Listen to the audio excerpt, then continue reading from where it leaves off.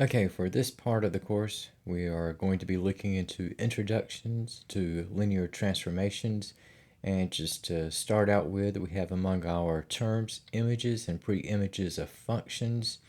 And it says here that in this chapter, you will learn about functions that map a vector space V into a vector space W. And this type of function is denoted by where we have the transformation as we go from the vector space V to that in W. And we have the standard function terminology is used for such functions. And for instance, okay, we could say that V is the domain of T and W is the codomain of T. And if we have a vector V to be in the vector space V and the vector W to be in the vector space W, such that T, the vector V is equal to the vector W, then W is going to be the image of V, the vector V, under the transformation. And the set of all images of vectors in the vector space V is going to be the range of the transformation T, and the set of all of what we have in the vector V within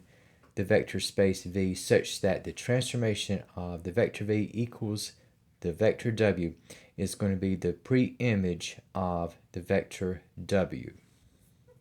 And let's say that, for instance, in the case of finding an image as well as a pre-image, okay, let's say that if we are looking at the image of V and the pre-image of W, and we have given, first of all, okay, we have the transformation of V, where we have V is equal to V sub 1, V sub 2 is equal to V sub 1 plus V sub 2, coupled with V sub 1 minus V sub 2. And we have, looking at for the numerical vector that we have in V, so we have at 3, -4, and for the vector W, okay, we have 3, 19. Okay, so working with the determination of the image of V, when we have, in this case, V sub 1 and V sub 2, defining V is equal to 3, -4.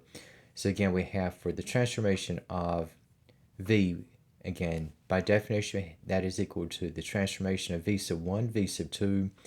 and we have assigned, okay, the sum of V sub 1 and V sub 2, followed by the difference between V sub 1 and V sub 2. So for the image of whenever we have V sub 1 at 3 and V sub 2 at -4, okay, we had the transformation of V at that set is going to end up where we have, for the first value, we have 3 plus -4. The second we have with 3 minus -4. And so we have for that particular image, this will end up at -1, 7. Now for the pre-image of W, okay, so if I have the transformation of what I have for V is equal to W, whereupon we have W is equal to 3 and 19, we can set up a system of equations where we have V sub 1 added to V sub 2 corresponds with 3, and we have in the second equation formation, we have V sub 1 minus V sub 2 corresponding to 19. And just for what we have and displaying as an augmented matrix, and we have ultimately putting in reduced row echelon form, we end up with V sub 1 at 11 and V sub 2 at -8. And so for the transformation of V equal to W equals 3, 19. Okay, that V is going to be the pre-image, and with V sub 1 at 11 and V sub 2 at -8, the pre-image is going to be V is equal to 11 and -8.